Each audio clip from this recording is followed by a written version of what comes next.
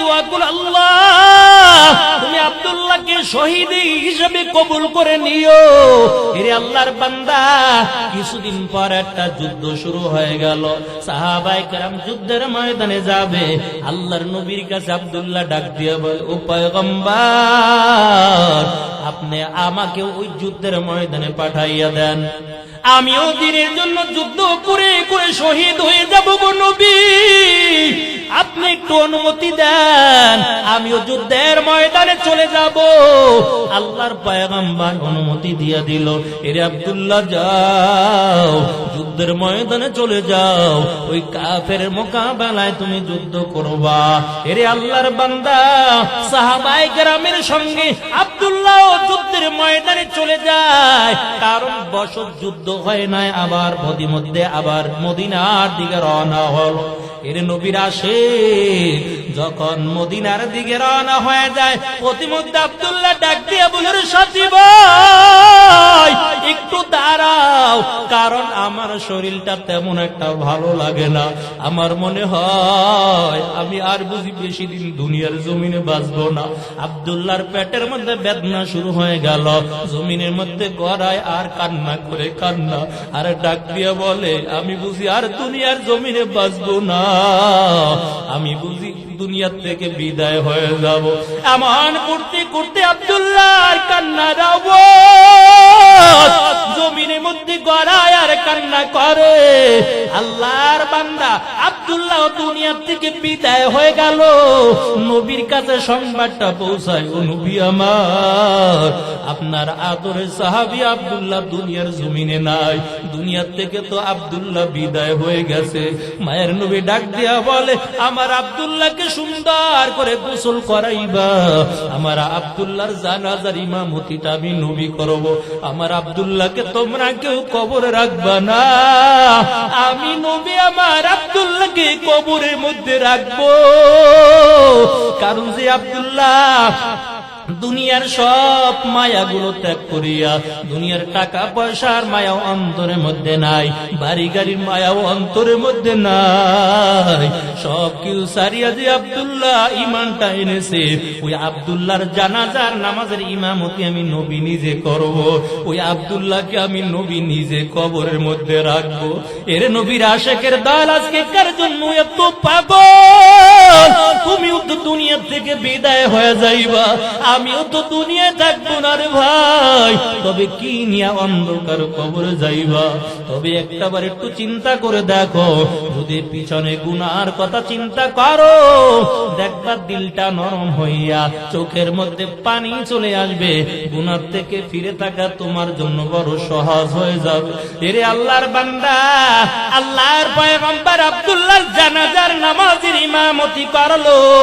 ইমামতিটা করার পর আব্দুল্লাহকে নিয়ে যখন কবরের দিকে রওনা হয়, কবরের পাশে যখন আব্দুল্লাহর লাশটা রাখা হয়, আল্লাহর নবী ডাক দিয়ে বলে, ও সাহাবায়ে কেরাম, তবে শুনাও, তোমরা কেউ কবরে নামবা না, আমার আব্দুল্লাহর কবরের মধ্যে আমি নবী নিজে নামবো। আমার নবী কবরের মধ্যে নামার পর হাত দুইটা বাড়াইয়া ডাক দিয়ে বলে, আমার আব্দুল্লাহকে দাও। এর নবীর উম্মতের দল যখন আব্দুল্লাহকে নবীর হাতের মধ্যে দেয়, আল্লাহর নবী আব্দুল্লাহকে হাতের মধ্যে নিয়ে আসমানের দিকে তাকাইয়া বলে, মালিক, আমার আব্দুল্লাহর উপর আমি রাজি খুশি, আয় আল্লাহ তুমি আব্দুল্লাহর উপর খুশি হয়ে যাও। এমন করে করে আল্লাহর নবী আসমানের দিকে তাকাইয়া দোয়া করে। নবীর সাহাবী আবু বকর জমিনের মধ্যে বসে বসে কাঁদে। ওমরের কান্নার আওয়াজ, ওসমান আলীর কান্নার আওয়াজ, আবু বকর এমন ভাবে হাউমাউ করে কাঁদে। অন্য সাহাবীরা কয়, আবু বকর, আজকে তুমি কেন কাঁদো? এমন কেন জমিনের মধ্যে করাও আর কান্না করো? আবু বকর ডাক দিয়া বলে, এরে আব্দুল্লাহ, তোর কপাল আজকে বড় ভালো। ওই তোর লাশের জায়গায় যদি আমি আবু বকরের লাশটা আজকে থাকতো, আমার জীবনটা বড় ধন্য হয়ে যাইত। পূর্ণিমার চাঁদ দেখতে যেমন কোনো ধাক্কা ধাক্কি লাগে না, ঠিক জান্নাতের ময়দানে জান্নাতি বান্দা বান্দিগুলো আল্লাহকে দুইটা চক্ষু দিয়ে দেখতে থাকবে, কিন্তু কোনো ধাক্কা ধাক্কি লাগবে না। এত সুন্দরভাবে মালিককে দেখবে। আল্লাহকে দেখার পর বান্দা এমন পাগল পারা হয়ে যাবে, আল্লাহকে এক নজর দেখার জন্য বড় পাগল। মালিককে জান্নাতের ময়দানে দেখার পর ওই বান্দা বান্দিগুলো বলবে, আল্লাহ তোমাকে দেখার জন্য দুনিয়ার জমিনে চক্ষু দুইটা নাপাক বানাই নাই, দুনিয়ার জমিনে গুনার কাজে যাই নাই, তোমার হুকুম পালন করলাম। আয় আল্লাহ, এই জান্নাতের ময়দানে তোমাকে দেখার পর দুনিয়ার সব কষ্টগুলো এক সেকেন্ডের মধ্যে সব কিছু ভুলে গেলাম।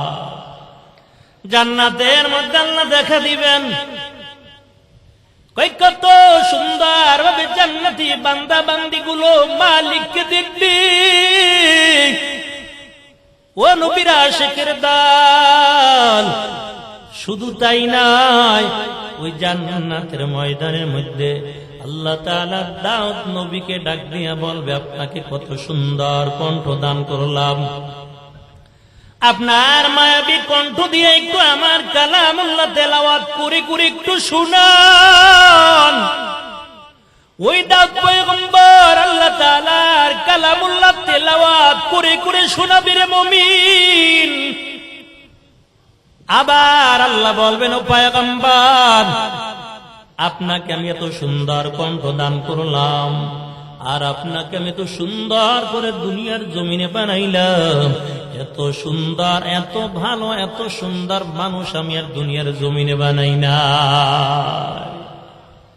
কেমন সুন্দর আল্লাহ তাআলা পয়গম্বরকে বানাইল রে মুমিন। বলতে পারেন ইউসুফ নবীকে তো আল্লাহ বড় সুন্দর রূপ দিয়ে বানাইছেন। কয় কেমন সুন্দর রূপ দিয়ে ইউসুফ নবীকে বানাইল। ওই মিশরের মহিলারা ইউসুফ নবীর চেহারা দিয়ে তাকাইয়া ফল কাটতে দেয়া হাত কেটে ফেলেছিল। আম্মা জান আয়েশার কাছে মদিনার লোকেরা জিজ্ঞেস করে, আম্মা জান আয়েশা, আমরা তো জানি ইউসুফ নবীকে আল্লাহ তাআলা বড় সুন্দর রূপে বানাইল, কারণ মিশরের নারীগুলো ইউসুফ নবীর চেহারার দিকে তাকাইয়া হাতের মধ্যে ফলগুলো যখন চাকু দিয়া কাটতেছিল, আর এক বামি শুধু ইউসুফ নবীর চেহারার দিকে তাকানো, ফল কাইটা হাত কেটে গেছে, কোনো খবর নাই। আমরা জানি তো ইউসুফ নবীকে আল্লাহ বড় সুন্দর রূপ দান করলো। তবে জানতে চাই, আখিরি পয়গম্বর মুহাম্মদুর রাসূলুল্লাহ সাল্লাল্লাহু আলাইহি ওয়াসাল্লামকে আল্লাহ কেমন রূপ দিয়ে বানাইলো? আম্মা জান আয়েশা ডাক দিয়া বলে, ও মদিনার মহিলারা, তবে শুনাও, আমি বলি, ওই জাবানার মধ্যে যদি ইউসুফ নবী না হইয়া ওই জাবানার মধ্যে যদি আখিরি পয়গম্বর আসতো, ওই মহিলারা হাত কাটা তো দূরের কথা, কলিজা কাইটা ফালাইতো, কোনো খবর থাকতো না।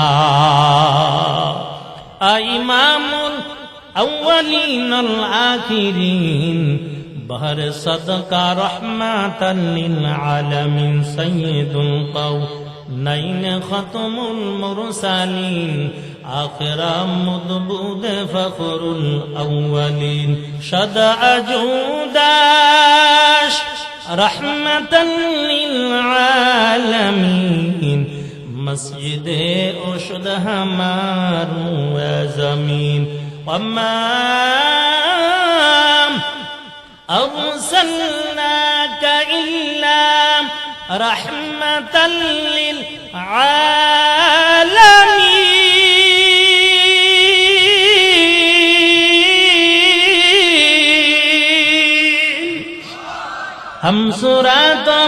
हम सिरात मुस्तफा दर तमामी हालयों कुन इत्बाए सुन्नते खैरुल बशर गिर लाज़िम ताबुयाबी इफ़सार मोहम्मद अरबी हया नबी रस्ते पेशो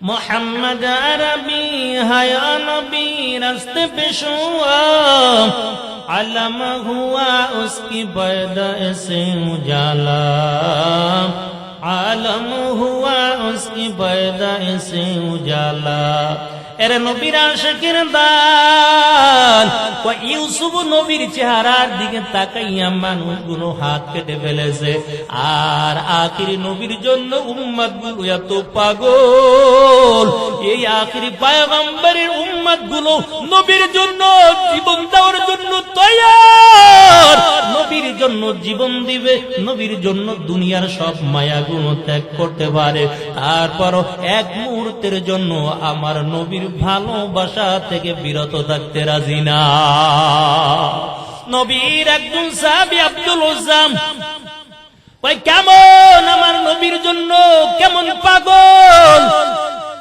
নবীর ছোট্ট সাহাবী আব্দুল উজ্জাম আমার নবীর জন্য এমন পাগল আব্দুল উজ্জাম কালিমা পড়ে মুসলমান হয়ে গেছে কিন্তু কালিমাটা পড়ার পর দিলের মধ্যে অন্ধকার দূর হইয়া আলো ঢুকে গেছে এখন আমার নবীর চেহারা না দেখলে আর ভালো লাগে না কারণ নবীর চেহারার মধ্যে তো বরকত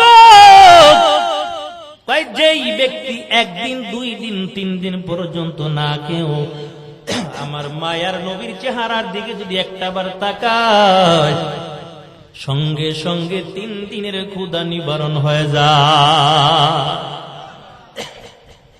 আল্লাহর পয়গম্বরের সাহাবী আব্দুল উজ্জাম কালিমা পড়ে মুসলমান হয়ে গেল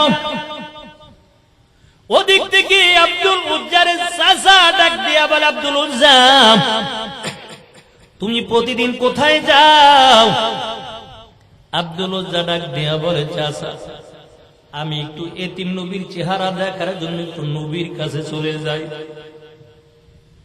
আব্দুল উজ্জার চাচা ডাক দিয়া বলে রে আব্দুল উজ্জা তুমি আর মুহাম্মাদের কাছে যেতে পারবা না কারণ মুহাম্মাদের চেহারার দিকে তাকাইয়া মক্কার জমিনে মানুষগুলো কালিমা পড়ে মুহাম্মাদের কাছে তুমি যেতে পারবা না আব্দুল উজ্জা ডাক দিয়ে বলে ও চাচা যান তবে আমিও তো নবীর চেহারার দিকে তাকাইয়া হাতে হাত দিয়া আমিও কালিমা পড়ে মুসলমান হয়ে গেছি মুসলমানের ইমানের এত পাওয়ার কই ইমান যখন বান্দার দিনের মধ্যে থাকে এই বান্দা আর দুনিয়ার কোন জিনিসকে আর গোপন রাখতে পারে না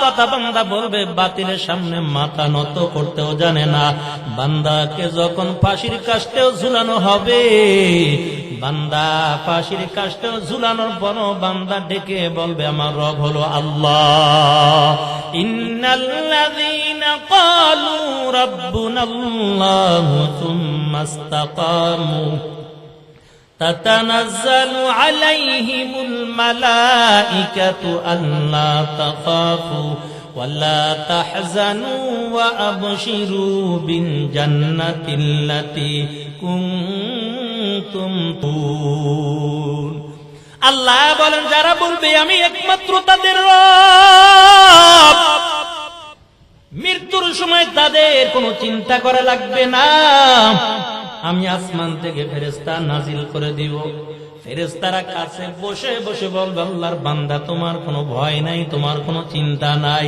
আল্লাহ তাআলা তোমার জন্য জান্নাতের সুসংবাদ নিয়ে পাঠাইছে আব্দুল উজ্জা পয়গম্বর সুন্দর একটা নাম রেখে দিল আব্দুল্লাহ চাচা বারবার ডাক দিয়া বলে রে আব্দুল্লাহ তুমি শুনো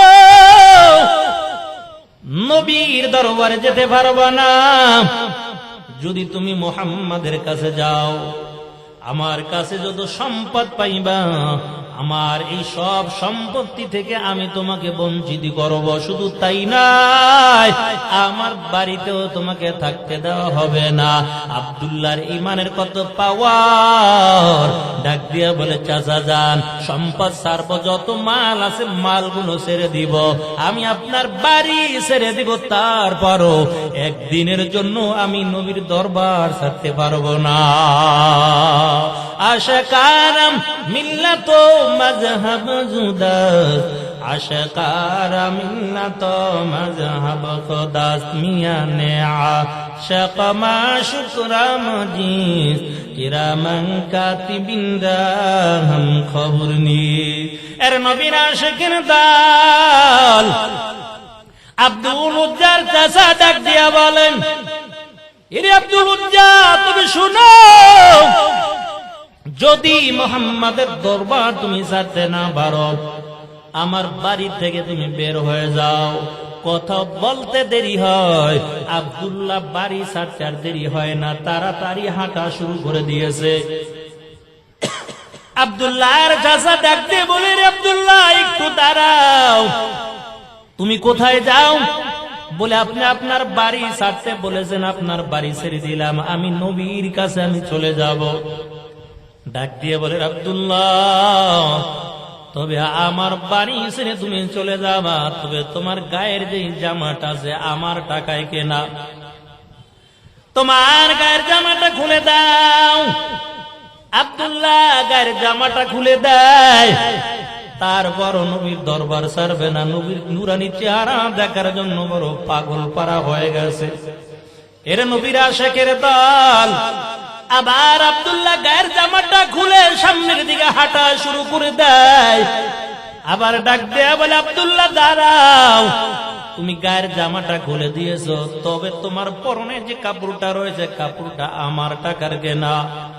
আব্দুল্লাহ ডাক দিয়ে বলে, ও চাচা যান, গায়ের জামা দিলাম, সম্পত্তি সব ছেড়ে দিলাম, বাড়ি ছাড়লাম, আমার পরনের কাপড়টাও যদি খুলে নেন, আমি কেমন করে মানুষের সামনে চেহারা দেখাবো, আমি বড় লজ্জা পেয়ে যাই।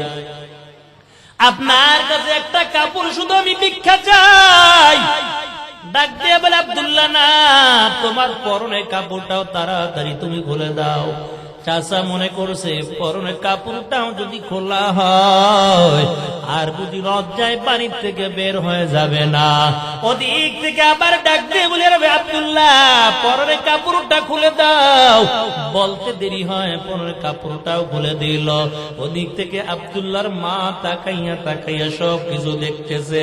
এবার আব্দুল্লাহ ডাক দিয়া বলে, মা তুমি আমাকে একটু পুরান কাপড় থাকলে দাও, আমার লজ্জা স্থানটা ডেকে আমি নবীর কাছে যাব। কারণ নবীর চেহারার দিকে যখন আমি তাকাই আমার দিলের মধ্যে এত শান্তি পাই, আর দুনিয়া কোনো জিনিসের মধ্যে এত মজা আমি পাই না। এর নবীর আশিকের দল ওদিক থেকে আব্দুল্লাহর মা একটা পুরান কাপড় আব্দুল্লাহকে দেয়। এই পুরান কাপড়টা দিয়া আস্তে করে লজ্জাস্থানকে ঢেকে হাঁটতে হাঁটতে নবীর ওই রওজার কিনারায় চলে যায়। রাত্র অনেক হয়ে গেছে, কনকন শীতের রাত।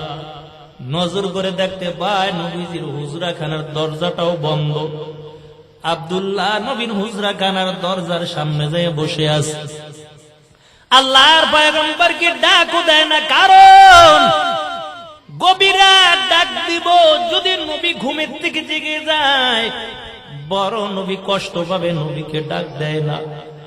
গায়ের মধ্যে কোনো পোশাক নাই, কনকন শীতের রাত্র, এমন অবস্থায় জমিনের মধ্যে পড়ে আছে, শুধু লজ্জার স্থানটা ঢাকা। যে আব্দুল্লাহর টাকার কোনো অভাব নাই, বাড়ি গাড়ি কোনো অভাব ছিল না। যে আব্দুল্লাহ সকালে একটা কাপড় পরতো, আবার বিকালে আর একটা কাপড় পোশাক পরতো, এই আব্দুল্লাহর পরনে আজকে কাপড় নাই, একটা সিরা কাপড় পরিধান করে বসে আছে। এর নবীর আশিক গভীর রাত্রে আল্লাহর পয়গম্বর যখন হুজরাখানা থেকে বের হয়ে গেল, নজর করে দেখতে পায় একটা যুবক নবীর হুজরাখানার সামনে বসে আছে। আল্লাহর নবী ডাক দিয়ে বলে, কে তুমি অন্ধকার রাত্রে এই জায়গায়? আব্দুল্লাহ ডেকে ডেকে বলে, ও নবী আমার, আমি তো আপনার সাহাবী আব্দুল্লাহ। আল্লাহ নবী বলে, কোন আব্দুল্লাহ তুমি? ডাক দিয়া বলে, নবী আমার, কয়েকদিন আগে যে আব্দুল্লাহকে আপনি মুসলমান বানাইয়া দিয়েছেন। আল্লাহ রাসূল বলে, আব্দুল্লাহ তোমার এমন অবস্থাটা কেন? তোমার মালের কোনো অভাব নাই, টাকা পয়সার অভাব নাই। তুমি সকালবেলা একটা পোশাক পরিধান করতা, আবার বিকালবেলা আর একটা পোশাক পরিধান করতা। এরে আব্দুল্লাহ, এই কনকনা শীতের রাত্রে এমন ভাবে জমিনের মধ্যে পড়ে আছো, তোমার গায়ের মধ্যেও কাপড় নাই, পরনে শুধু একটা ফিরা কাপড় পরে এইভাবে তুমি পরে আছো, কি ব্যাপার? আব্দুল্লাহ চোখের পানি ছেড়ে দিয়া কাঁদে আর বলে, নবী আমার, আমি আপনার নুরানি চেহারা দেখার জন্য আমার দিলটা বড় পাগল। আমি কালিমা পড়ে মুসলমান হয়ে গেলাম, এই জন্য আমার চাচা আমাকে বাড়ি থেকে বের করে দিয়েছে, সব মালগুলো থেকে আমাকে বঞ্চিত করে দিয়েছে। আল্লাহ নবী ডাক দিয়া বলে, আব্দুল্লাহ, কেন তুমি এত সম্পদগুলো কেন তুমি ছেড়ে আসলা বলো? আব্দুল্লাহ চোখের পানি ছেড়ে দিয়ে কাদের বলে, নবী, আমি দুনিয়ার মাল সম্পদ কিছুই চাই না, দুনিয়ার বাড়ি গাড়ি কিছুই চাই না গো নবী, আমি একমাত্র আপনাকে চাই, আল্লাহকে চাই। ও পয়গম্বর, তবে আপনি আমার জন্য একটু দোয়া করে দেন, আল্লাহ তাআলা যেন আমাকে শহীদি মর্যাদা দান করে দেন। মায়ার নবী আব্দুল্লাহর জন্য দোয়া করে দিলাম। আয় আল্লাহ, যে আব্দুল্লাহ বাড়ি গাড়ি টাকা পয়সা সব কিছু ছেড়েছে, একমাত্র আল্লাহ তোমার ভালোবাসায় সব কিছু ছেড়ে দিল। আয় আল্লাহ, তুমি আব্দুল্লাহকে একটা শহীদি মৃত্যু দিও, কারণ দুনিয়ার জমিনে মানুষগুলো মারা যায়, তবে যত মৃত্যু আছে সব মৃত্যুতে কষ্ট হয়, একমাত্র সহজ মৃত্যু হলো শহীদি মরণ। এই শহীদি মরণটা এমন আরামদায়ক ভাবে হয়, অন্য আর কোন মরণ এত আরামদায়ক হয় না। এরে আল্লাহর বান্দা, ওদিক থেকে মায়ার নবী দোয়া করে, আল্লাহ তুমি আব্দুল্লাহকে শহীদি হিসেবে কবুল করে নিও। এরে আল্লাহর বান্দা, কিছুদিন পর একটা যুদ্ধ শুরু হয়ে গেল, সাহাবায়ে কেরাম যুদ্ধের ময়দানে যাবে। আল্লাহর নবীর কাছে আব্দুল্লাহ ডাক দিয়ে বলে, ও পয়গম্বর, আপনি আমাকে ওই যুদ্ধের ময়দানে পাঠাইয়া দেন, আমিও দিনের জন্য যুদ্ধ করে করে শহীদ হয়ে যাব গো নবী, আপনি একটু অনুমতি দেন, আমিও যুদ্ধের ময়দানে চলে যাব। আল্লাহর পয়গম্বর অনুমতি দিয়ে দিল। এরে আব্দুল্লাহ, যাও, যুদ্ধের ময়দানে চলে যাও, ওই কাফের মোকাবেলায় তুমি যুদ্ধ করবা। এরে আল্লাহর বান্দা, সাহাবায়ে কেরামের সঙ্গে আব্দুল্লাহ যুদ্ধের ময়দানে চলে যায়, কারণ বছর যুদ্ধ হয় নাই, আবার মধ্যে আবার মদিনার দিকে রওনা হলো। এর নবীর আসে যখন মদিনার দিকে রওনা হয়ে যায়, প্রতিমধ্যে আব্দুল্লাহ ডাক দিয়ে বলে, সাথী ভাই একটু দাঁড়াও, কারণ আমার শরীরটা তেমন একটা ভালো লাগে না, আমার মনে হয় আমি আর বুঝি বেশি দিন দুনিয়ার জমিনে বাঁচবো না। আব্দুল্লাহর পেটের মধ্যে বেদনা শুরু হয়ে গেল, জমিনের মধ্যে গড়ায় আর কান্না করে কান্না, আর ডাক দিয়ে বলে, আমি বুঝি আর দুনিয়ার জমিনে বাঁচবো না, আমি বুঝি দুনিয়ার থেকে বিদায় হয়ে যাব। এমন করতে করতে আব্দুল্লাহর কান্নার আওয়াজ জমিনের মধ্যে গড়ায় আর কান্না করে। আল্লাহর বান্দা আব্দুল্লাহ দুনিয়ার থেকে বিদায় হয়ে গেল, নবীর কাছে সংবাদটা পৌঁছায়, ও নবী আমার, আপনার আদরের সাহাবী আব্দুল্লাহ দুনিয়ার জমিনে নাই, দুনিয়ার থেকে তো আব্দুল্লাহ বিদায় হয়ে গেছে। মায়ের নবী ডাক দিয়া বলে, আমার আব্দুল্লাহকে সুন্দর করে গোসল করাইবা, আমার আব্দুল্লাহর জানাজার ইমামতিটা আমি নবী করব, আমার আব্দুল্লাহকে তোমরা কেউ কবরে রাখবা না, আমি নবী আমার আব্দুল্লাহকে কবরের মধ্যে রাখবো। কারণ যে আব্দুল্লাহ দুনিয়ার সব মায়াগুলো ত্যাগ করিয়া, দুনিয়ার টাকা পয়সার মায়া অন্তরের মধ্যে নাই, বাড়ি গাড়ির মায়াও অন্তরের মধ্যে নাই, সব কিছু সারিয়া যে আব্দুল্লাহ ইমানটা এনেছে, ওই আব্দুল্লাহর জানাজার নামাজের ইমামতি আমি নবী নিজে করব, ওই আব্দুল্লাহকে আমি নবী নিজে কবরের মধ্যে রাখবো। এর নবীর আশিকের দল আজকে কার জন্য এত পাগল? তুমিও তো দুনিয়া থেকে বিদায় হয়ে যাইবা, আমিও তো দুনিয়ায় থাকবো না রে ভাই। তবে কি নিয়ে অন্ধকার কবরে যাইবা? তবে একটাবার একটু চিন্তা করে দেখো, যদি পিছনে গুনার কথা চিন্তা করো, দেখবা দিলটা নরম হইয়া চোখের মধ্যে পানি চলে আসবে। গুনার থেকে ফিরে থাকা তোমার জন্য বড় সহজ হয়ে যাবে। এরে আল্লাহর বান্দা, আল্লাহর পয়গম্বর আব্দুল্লাহর জানাজার নামাজের ইমামতি করলো।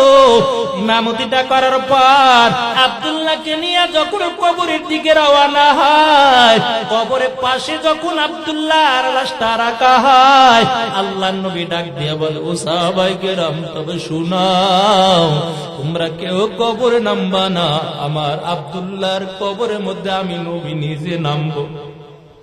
আমার নবী কবরের মধ্যে নামার পর হাত দুইটা বাড়াইয়া ডাক দিয়ে বলে, আমার আব্দুল্লাহকে দাও।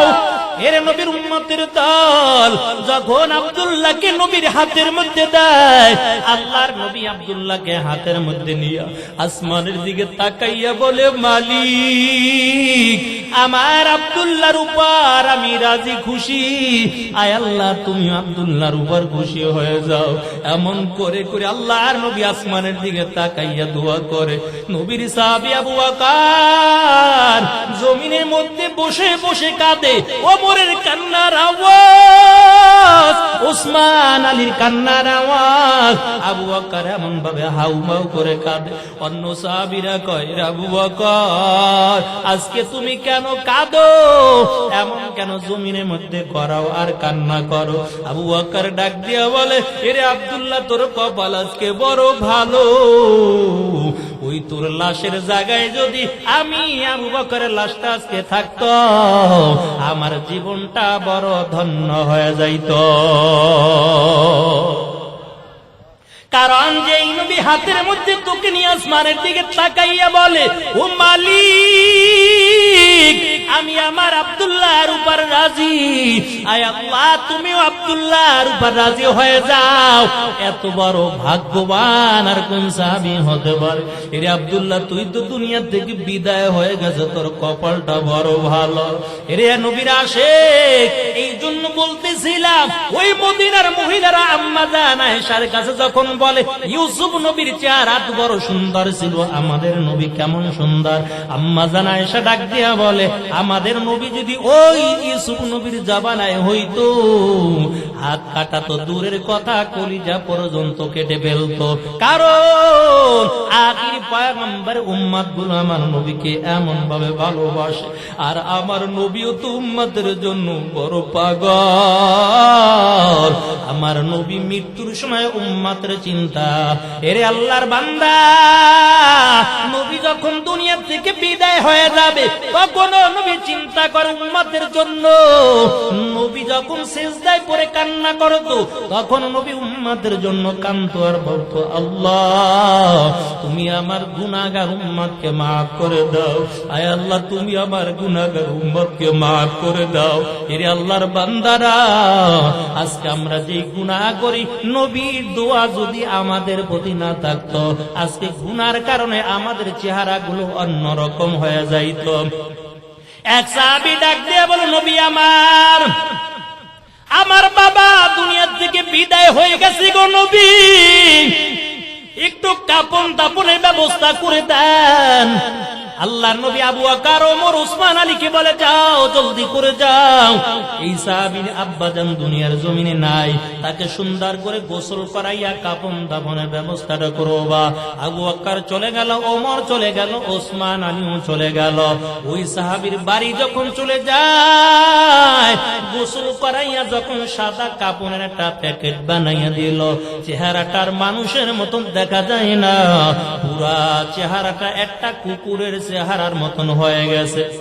সাহাবায়ে কেরাম নবীর কাছে এসে বলে, পয়গম্বর, এই সাহাবীর বাবাকে সুন্দর করে আমরা গোসল দিলাম, সাদা কাপড় যখন পরাইলাম, দেখলাম তার চেহারার মানুষের সুরাতে নাই, চেহারাটা বানরের সুরাত হয়ে গেছে, কুকুরের সুরাতের মতন দেখা যায়। ও নবী আমার কিছুই তো বুঝতে পারলাম না। আল্লাহর নবী আবার ওই সাহাবীর বাড়ির মধ্যে চলে গেল। এই লাশের পাশে দাঁড়াইয়া হাত দুইটা বাড়াইয়া আল্লাহর কাছে দোয়া করে আর বলে, মালিক তুমি আমার গুনাহগার উম্মতের চেহারা তুমি বিকৃত করবা না। আয় আল্লাহ, এই সাহাবী আব্বার লাশটার চেহারাটা কুকুরের চেহারার মতন হয়ে গেল। আয় আল্লাহ, তুমি চেহারাটা আগের মতন ফিরাইয়া দাও। যখন আল্লাহর নবী দোয়া করলো, আস্তে আস্তে চেহারাটা আবার আগের মতন হয়ে গেল। ওই সময় যদি মায়ার নবী দোয়াটা না করতো, আজকে যারা গুনাহ নিয়ে যারা কবরে যাও, তোমাদের চেহারা গুলো কারো চেহারা বানরের মতন হয়ে যাইত, কারো চেহারা শুকারের চেহারার মতন হয়ে যাইত। ওই দিল্লির শহরের মধ্যে শাহ ওলিউল্লাহ মুহাদ্দিস দেহলভী রাহমাতুল্লাহ আলাইহি কত বড় একজন বুজুর্গ, এত বড় একজন বুজুর্গ আল্লাহওয়ালা ছিল। যখন দিল্লির শাহী মসজিদে খতিব ছিল, ওই শাহী মসজিদে আয়েশা যখন জুমার নামাজ পড়াইতো, আবার যখন নামাজ পড়াইয়া বাড়ির দিকে রওনা হয়ে যাইতো, মাঝে মাঝে মসজিদের পাশে একটা দোকান ছিল, এই দোকানের মাঝে মাঝে বসতো। যখনই আল্লাহর ওলি দোকানের মধ্যে বসত, এই দোকানদার যুবক ডাক দেয়া বলতে, নবী আমার জন্য, ও আল্লাহর ওলি, আপনি আমার জন্য একটু দোয়া করেন। শাহ ওলিউল্লাহ মুহাদ্দিস দেহলভী রাহমাতুল্লাহ আলাইহি দোয়া করতার বলতে, এরে যুবক, তোমার জন্য আমি আল্লাহর কাছে দোয়া করি, তবে আল্লাহ যেন তোমাকে মানুষ বানায়। আবার একদিন ডাক দিয়ে বলে, হুজুর একটু আল্লাহর কাছে আমার জন্য একটু দোয়া করেন। আবার আল্লাহর ওলি দোয়া করলো, এরে যুবক, তবে আমি দোয়া করে যাই, আল্লাহ যেন তোমাকে মানুষ বানায়। যুবক একদিন মেজাজ বড় গরম হয়ে গেল, হুজুর আপনার কাছে আমি দোয়া চাই, আর প্রতিদিন একটা কথাই বলেন, আল্লাহ যেন আমাকে মানুষ বানায়। তাহলে কি আমি মানুষ না? শাহ ওলিউল্লাহ মুহাদ্দিস দেহলভী রাহমাতুল্লাহ আলাইহি বলেন, এরে বাবা শুনো, তবে আগামী শুক্রবার যখন জুমার নামাজ পড়ানোর জন্য আসবো, তখন আমি তোমার প্রশ্ন উত্তরটা দিয়ে দিব। আবার জুমার নামাজ আদায় করার পর ওই যুবক আল্লাহর ওলির সামনে দাঁড়াইয়া যায়, ডাক দিয়ে বলে, হুজুর গত শুক্রবার বলেছিলেন আপনি আমার প্রশ্নের উত্তরটা দিয়ে যাবেন, আমি মানুষ কিনা বলেন। বারবার একটাই দোয়া করেন, আল্লাহ যেন আমাকে মানুষ বানায়। হুজুর এমন দোয়াটা আমার জন্য আপনি কেন করেন? শাহ ওলিউল্লাহ মুহাদ্দিস দেহলভী রাহমাতুল্লাহ আলাইহি মাথার উপরে রুমালটা উঠাইয়া যখন ওই যুবক লোকটার মাথার উপর দিয়া দেয়, আর ডাক দিয়া বলে, যুবক, তবে যতক্ষণ পর্যন্ত আমি চক্ষু দুইটা না খুলতে বলবো, তবে ততক্ষণ পর্যন্ত চক্ষু খুলবা না, চক্ষু বন্ধ করে রাখবা। আল্লাহর ওলি রুমালটা যখন যুবকের মাথার উপর দিয়া দেয়, আর চক্ষু দুইটা যখন বন্ধ করে দিল, পুরা দিল্লির শহরটা এখন যুবকের চোখের সামনে ভাসতেছে। আল্লাহর ওলি ডাক দেয়া বলেন, যুবক, তবে চক্ষু খুলবা না, যা কিছু দেখো দেখতে থাকবা, তুমি চক্ষু খুলবা না। কিছুক্ষণ যখন মাথার উপর রুমালটা দেওয়া রাখলো, আর দিল্লির বড় শহরের দিকে নজর দিয়া দেখতেছে, এত বড় শহরের মধ্যে লক্ষ লক্ষ মানুষ, কোটি কোটি মানুষ ছিল, এখন আর মানুষ এমন ভাবে দেখতে পায় না। হয় শুয়ারের মতন চেহারা দেখা যায়, বানর মতন দেখা যায়, কুকুরের মতো দেখা যায়, আর মাঝে মাঝে মাত্র দুই একজন মানুষ দেখা যায়। গর্ব সুরত আদমি ইনসাবুদে আহমদ বুজালো হাম কসাবুদে আদমিরা আদমিয়ত লাজমাস হয়দেরা গর্বনা বাশদ হয় জামাল। এর নবীর আশিকের দাল আল্লাহর পয়গম্বর দোয়া করে দিয়েছে, ওদার মালিক আমার উম্মত গুলো গুনাহ করবে, আয় আল্লাহ গুনার করার কারণে চেহারা তুমি অন্যরকম বানাইও না। এরে মুমিন, আপনার গুনাহ আপনি ভালো জানেন, আমার গুনার খবর আমি ভালো জানি। আল্লাহ কত দয়াবান মালিক। আমার গুনার খবর যদি আমার মা জানতো, আমার মা আমার খাবারের প্লেটটা সামনে থেকে টেনে নিয়ে যাইতো। আমার গুনার খবর যদি আমার বাবা জানতো, আমার বাবা আর সন্তান বলে পরিচয় দিত না। আমার গুনার খবর যদি সমাজের লোকগুলো জানতো, এই সমাজের মধ্যে আর আমাকে বসবাস করতে দিত না। আমার আল্লাহ কত দয়ার আল্লাহ। এক বিছানায় স্বামী স্ত্রী দুইজনে ঘুমায়, বিবির গুনাহগুলো স্বামীও জানে না, স্বামীর গুনাহগুলো বিবিও জানে না। আল্লাহ এমন ভাবে গোপন করে রেখেছে, আবার বান্দা যখন খাটি দিলে তওবা করে নিবে, আল্লাহ তাআলা গোপনে গোপনে সব গুনাহগুলো মালিক মাফ করে দিবে। মাগফিরাত দাম রাত উম্মীদ আজ লুৎফে তুম যাকে খুদ ফরমুদায়ে লা তাপনা তু বেগুনাহ না গুজাশতা বরমা সাআতে বাহুজুরে দিল না করদম তাআতে লা তাপনা তু মির রাহমাতিল্লাহ ইন্নাল্লাহ ইয়াগফিরুয যুনুবা জামিআ। কয় বান্দা যখন কাটি দিলে তওবা করে নাই, পিছনের গুনাহ থেকে মুক্ত হইয়া যায়, আল্লাহ এমন কি তার সব গুনাহগুলো মালিক মাফ করিয়া সব গুনাহগুলোর পরিবর্তে আল্লাহ নেকি দিয়ে আল্লাহ তাআলা পূর্ণ করে দেয়। কারণ আল্লাহ তো বান্দার জন্য সুন্দর জান্নাত বানাইলো। আর এই নবীর উম্মতের এত সম্মান আর এত দাম, অন্য কোন নবীর উম্মতের এত সম্মান নাই, এত দাম নাই। তাই কিয়ামতের ময়দানে এই নবীর উম্মত আগে জান্নাতের মধ্যে ঢুকবে। সর্বপ্রথম মায়ের নবী আগে জান্নাতের মধ্যে ঢুকে যাবেন। ওই জান্নাতের গেটের মধ্যে যাইয়া আওয়াজ দিবে, গেটে থেকে আবার আওয়াজ দিবে ভিতরে থেকে, আপনি কে? আল্লাহর পয়গম্বর আওয়াজ দিয়ে বলবেন, আমি হলাম মুহাম্মাদুর রাসূলুল্লাহ। আল্লাহর পয়গম্বর যখন নামের পরিচয় দিবেন, আর জান্নাতের গেটের সামনে দেখবে যে জান্নাতের গেটের মধ্যে বড় বড় তালা লাগাবে। মায়ের নবী জান্নাতের গেটের কাছে যাবেন, আল্লাহর কাছে বলবে, মালিক জান্নাতের মধ্যে ঢুকবো, তবে গেটের মধ্যে বড় তালা দেখা যায়। আল্লাহ বলেন, ও পয়গম্বর, আপনি যখন বিসমিল্লাহ বলে জান্নাতের গেটের তালাটা ধরবেন, অটোমেটিক ভাবে জান্নাতের গেটের তালা খুলে যাবে। মায়ার নবী জান্নাতের মধ্যে আগে ঢুকে যাবে। সকল নবীদের উম্মতের আগে আখিরি পয়গম্বর উম্মত আগে জান্নাতের মধ্যে ঢুকে যাবে। কারণ এই উম্মতের সম্মান এত বেশি, উম্মতের দামগুলো এত বেশি, কোন নবীর উম্মত আগে জান্নাতে যেতে পারবে না। আখিরি পয়গম্বর উম্মত গুলো আগে জান্নাতের মেহমান হবে।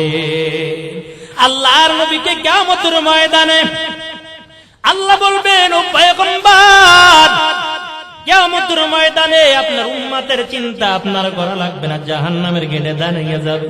তবে নজর করে দেখবেন আপনার একটা উম্মত যেন জাহান্নামের মধ্যে না যায়। আল্লাহর নবী দেখবেন কারো চেহারা বানরের মতো দেখা যায়, কারো চেহারা কুকুরের মতন দেখা যায়। ওই জাহান্নামে ফেরেশতাগুলো পায়ে শিকল লাগাইয়া টেনে টেনে জাহান্নামের মধ্যে ফালায়, আর জাহান্নামের মধ্যে বড় চিৎকারের আওয়াজ শোনা যায়। আল্লাহর নবী ডাক দিয়ে বলল, মালিক জাহান্নামের মধ্যে এখনো তো আওয়াজ।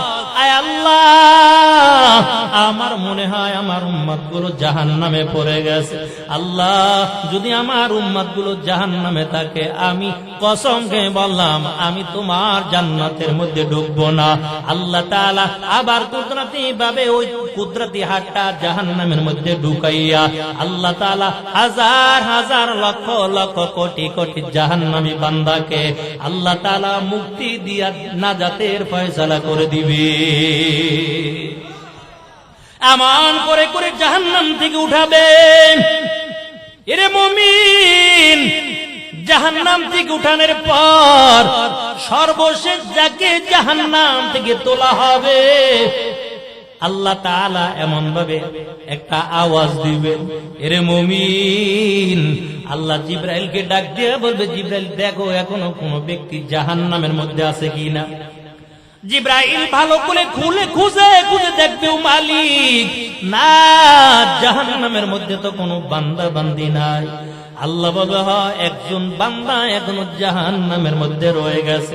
ওই বান্দা জাহান্নামের মধ্যে চিৎকার দেয়, ইয়া হান্নান, ইয়া মান্নান, ইয়া রহমান, এমন বলে বলে চিৎকারের আওয়াজ। আল্লাহ বলবে, ওরে জিবরাইল আবার একটু ভালো করে দেখো জাহান্নামের মধ্যে আমার আর কোন বান্দা আছে কিনা। আমার কোন বান্দা জানি জাহান্নামের মধ্যে থেকে আমাকে ডাক দিয়েছে। এরে জিবরাইল ভালো করে দেখো। জিবরাইল বলবে, আল্লাহ আমি তো আর জাহান্নামের মধ্যে কাউকে দেখতে পাই না। আবার আল্লাহ তাআলা কুদরতি হাতটা দিয়া জাহান্নাম থেকে এমন একজন ব্যক্তিকে বের করে দিবে। সর্বশেষ জাহান্নামী ব্যক্তিকে বের করিয়া বলবে, তুমি কেন জাহান্নামের ভিতরে থাকিয়া কেন আমাকে ডাক দাও? তুমি কেন বারবার আমাকে ডাকো? ওই বান্দা ডাক দিয়ে বলবে, মালিক গুনাহ তো করলাম, গুনার শাস্তি তো আল্লাহ ভোগ করলাম, জাহান্নামের আগুনে জ্বলে পুড়ে ছারখার হয়ে গেছে। আল্লাহ তোমার কি মায়া লাগে না? তুমি তো এত সুন্দর করে আল্লাহ তুমি আমাকে বানাইছো। আয় আল্লাহ তুমি এত সুন্দর করে বানাইয়া কেমন করে তুমি জাহান্নামে দাও? আয় আল্লাহ তুমি তো যা বড় দয়াময়, বড় রহমান। আয় আল্লাহ জাহান্নাম থেকে একটু মুক্তি দাও। আয় আল্লাহ তোমার কাছে আর আমি কিছুই চাইবো না, তবে একটু এই জাহান্নামে গেড়ে যে উঠাইয়া একটু বসাইয়া রাখছে, এই জায়গায় বসে থাকবো, আর কিছু চাইবো না। আল্লাহ বলে, বান্দা যা বলেছো সত্য বলেছো কিনা বলো। ওই জাহান্নামী বান্দা বলে, আল্লাহ সত্যই বললাম, আর কিছু আমি চাইবো না। যেই জায়গার মধ্যে জাহান্নামের গেটের সামনে যেই জায়গায় বসাইছে সেই জায়গায় বসাইয়া রাখো, তারপরে একটু কষ্টটা কম পাইবা। আয় আল্লাহ এই আবদারটা আমি একটু তোমার কাছে জানাইলাম। আল্লাহ বলে, ঠিক আছে, জাহান্নামের গেটের সামনে বসাইলাম, তবে আর তুমি আমাকে ডাক দিবা না। আবার আল্লাহ তাআলা গায়েব হয়ে যায়। আবার করুণ সুরে আবার ডাক দেয়, ইয়া হান্নান, ইয়া মান্নান, এমন করে করে এমন করুণ সুরে আবার মালিককে ডাক দেয়। আমার আল্লাহর কুদরতি অন্তরে জোশ পয়দা হয়ে যায়। আল্লাহ আবার ডাক দিয়ে বলে, রে বান্দা এখন কেন তুমি আমাকে ডাকো? তুমি তো বলছো আর কিছু তুমি আমার কাছে চাইবা না, তবে এখন আবার কেন তুমি আমাকে ডাকো? ওই জাহান্নামী বান্দা ডাক দিয়া বলো, মালিক জাহান্নামের আগুনে জ্বলে পুড়ে ছারখার হয়ে গেলাম, গুনাহ করেছি, স্বীকার করলাম, গুনাহ করেছি, গুনার শাস্তি ভোগ করলাম। আয় আল্লাহ এই জাহান্নামের গেটের মধ্যে বসাইছো, তবে এখনো জাহান্নামের তাপগুলো আমার গায়ের মধ্যে লাগতেছে, আল্লাহ সইতে পারি না। ও দর মালিক তোমার কাছে আর একটা আবদার জানাই। ওই যে একটু দূরে একটা খালি ময়দানের মধ্যে একটা গাছ দেখা যায়, ওই গাছের তলায় আমাকে বসার সুযোগ করে দাও। আয় আল্লাহ আমি তোমার কাছে আর কিছুই চাইব না। আল্লাহ তাআলা বলে, বান্দা তুমি তো বলেছিলে আর কিছু চাইবা না, তবে এখন আবার চাইতেছো। ওই জাহান্নামী বান্দা ডেকে ডেকে বলবে, আয় আল্লাহ এটাই আমার শেষ আবদার, আর তোমার কাছে কিছুই চাইব না। আবার আল্লাহ তাআলা ফেরেশতাকে ডাক দিয়া বলবে, ও ফেরেশতার দল, এই বান্দাকে ওই খালি ময়দানে ওই গাছটার নিচে একটু বসাইয়া দাও। গাছের নিচে যখন বসাইয়া দিবে, এই গাছের নিচে বসার পর এত মজা লাগবে, এত ভালো লাগবে, ওখান থেকে বসে বসে জান্নাত গুলো দেখা যায়। দিলের মধ্যে এখন বড় তামান্না, একটু যদি জান্নাতের গেটের সামনে যদি একটু যাইতে পারতাম, আমার দিলের আশা পুরা হয়ে যাইত। আবার করুণ সুরে আল্লাহকে ডাক দেয়, ইয়া হান্নান, ইয়া মান্নান, এমন করুণ সুরে আবার মালিককে ডাক দেয়। আমার মালিক আবার ডাক দিয়া বলবে, রে বান্দা তবে আবার কেন তুমি আমাকে ডাকো? তোমার আবদার তো আমি পুরা করে দিলাম, এখন আবার কেন? বলবে, রে বান্দা তবে শুনো, আর আমার কাছে তো কিছুই চাইবা না। বান্দা ডাক দিয়া বলবে, ও মালিক না না, আর তোমার কাছে আমি কিছুই চাইব দিব না। আল্লাহ তাআলা ফেরেশতাদেরকে ডাক দিয়ে বলবে, ফেরেশতারা যাও আমার বান্দাকে ওই জান্নাতের গেটের মধ্যে বসাইয়া দাও। জান্নাতের গেটের মধ্যে বসাইয়া দিবেন। এরে মুমিন, জান্নাতের গেটের মধ্যে বসার পর জান্নাতি বান্দা বান্দিকে দেখতে পারবে, কত মানুষ জান্নাতের মধ্যে দেখতে পাবে। কিরে আমাদের এলাকায় আব্দুর রহিম আব্দুল করিমকে তো জান্নাতের মধ্যে দেখা যায়। আমি ছিলাম বড় টাকাওয়ালা, ওরা ছিল বড় গরিব, কেমন করে আজকে জান্নাতের মেহমান হয়ে গেল। ওই আমার এলাকার রিস্কাওয়ালাকেও তো জান্নাতের মধ্যে দেখা যায়। ও তো রিস্কা চালাইয়া চালাইয়া জীবনটা চালাইতো। ওই আমার এলাকায় কত মানুষ খেতে কামারে কাজ করত, আজকে তাদেরকেও তো জান্নাতের মধ্যে দেখা যায়। আমি এত টাকার মালিক ছিলাম, আমি জান্নাতের মধ্যে যেতে পারলাম না। হাজার হাজার বছর জাহান্নামের আগুনে জ্বলে জ্বলে তারপর শরীরটা কয়লা হয়ে গেল। এই গরিব মানুষগুলো ওই জান্নাতের মেহমান হয়ে গেছে। কেন আমি জান্নাতে ঢুকতে পারলাম না? তাদের কথাগুলো শুনি নাই। উলামায়ে কেরাম বলতো, উলামায়ে কেরামের কথাগুলো শুনি নাই। তাবলীগের লোকগুলো ঘরের সামনে আইসা ডেকে ডেকে দাওয়াত দিয়ে গেছে, তারপর তাদের কথাগুলো শুনলাম না। উলামায়ে কেরাম বারবার ডাকতো, তাদের কথাগুলো দুনিয়ার জমিনে মানলাম না। আজকে গরিব মানুষগুলো কত রিস্কাওয়ালা জান্নাতের মেহমান। এরে গরিব, কোন আফসোস করবান রে গরিব, তবে আল্লাহ গরিব বানাইছে। দিলের মধ্যে কোনো দুঃখ নাই, দিলের মধ্যে কোনো কষ্ট নিবা না। মায়ার নবী জানাইয়া দেয়, টাকাওয়ালার শত শত বছর আগে এই গরিবগুলো আল্লাহর জান্নাতের মেহমান হয়ে যাবে। গরিব হইয়া দিলের মধ্যে কোনো কষ্ট নিবা না, কারণ গরিবগুলো আগে মালিকের জান্নাতের মেহমান হয়ে যাবে। কত রিস্কাওয়ালা যখন মসজিদের মাইকে আজান হয়ে যায়, রিস্কাটায় তালা দিয়া তারপর মসজিদের জামাতে নামাজ পড়ার জন্য ঢুকে যায়, ওই রিস্কাওয়ালা কিয়ামতের ময়দানে আল্লাহর জান্নাতের মেহমান হয়ে যাবে। ওই সর্বশেষ ব্যক্তি জান্নাতের গেটে বসে বসে আল্লাহকে আবার ডাক দিবে, ইয়া হান্নান ইয়া মান্নান, এমন বলে বলে আমার মালিককে ডাকতে থাকবে। আল্লাহ আবার আওয়াজ দিয়ে বলবে, বান্দা আবার কেন তুমি আমাকে ডাকো বলো, কারণ তুমি যা বলেছো তোমার কথাগুলো আমি মেনে নিলাম, তবে এখন আবার কেন তুমি আমাকে ডাকো?